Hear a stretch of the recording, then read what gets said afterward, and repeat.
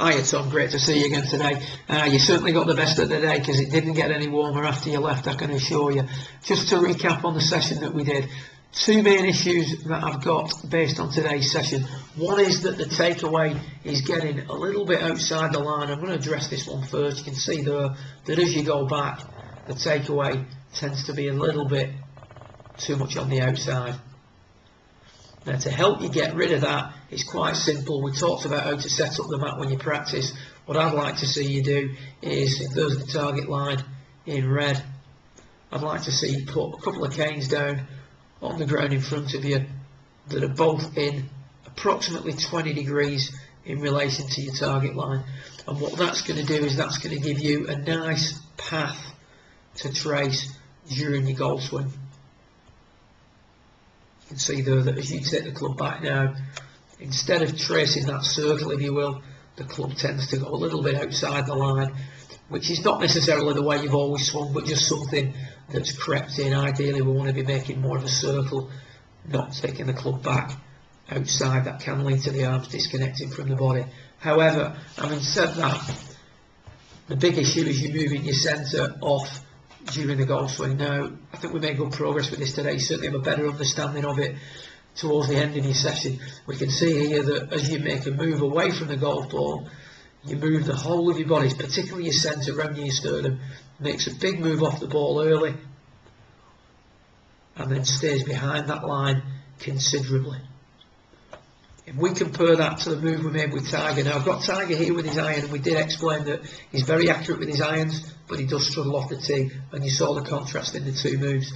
If we watch Tiger with his iron, you can see that as he takes it back, much more centred. So it's not his head I'm necessarily worried about, it's the centre of his turn, the sternum, the centre of the shoulders, however you want to frame that. That needs to stay more centred. Once the centre moves off to the right, as you've done top left, you bring a number of problems into play. First of all, you bring the tendency to hit the ground behind the ball, because what we've got to do from that position is move the centre back in order to hit the golf ball. Now, obviously on this one, you struck this shot really well. I asked you about it on the day, and you said you were happy with the strike. You can see that your centre moves back onto its position and you swing through. However, if you get a little bit tired or you're a little bit under pressure, you may not move that centre back in time. Consequently, you're going to hit the ground a little bit behind the ball. If you don't hit the ground behind the ball, you've now brought into the chance of a big push to the right or a quick hook to the left. And you can see there that there's quite a lot of hand action through impact. Partly to stop it going right, but mainly to stop the club digging in the ground. It's an attempt to sort of keep the club working up a little bit through impact and prevent the fatted shot. Now then, what we did suggest is that you stay more centred, and you can see the big contrast in these two moves. I'm going to take you to the top of your backswing. When your original move, centre's moved off a lot, head's lifted slightly, and what we see here is I've got the shaft just to the left of your head, so you've got to try and make sure that you keep the pressure on that shaft on the way back. And you can see there that there's much less of a move off the golf ball, and at the top, much more centred. You haven't moved behind that line quite as much. If we don't move off it, we don't need to move back on. Consequently, we've got a more efficient, easier to time golf swing. From there, you can drive through without the fear of making unsolid contact.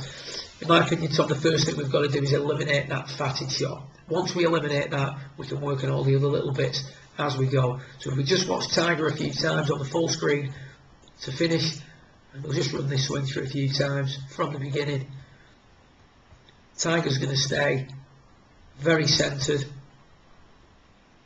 and then move forward. Very centred, move forward. We're going to play a knockdown shot there, but it doesn't really matter. He makes the same move with a full iron shot as well. Centred, move forward.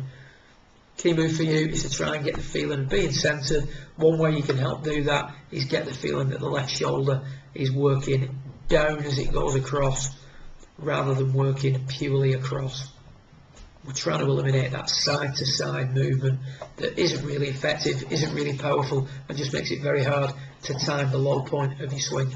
Good luck with it. If you need anything else, just give me a call or send me a text. See you soon. Well done.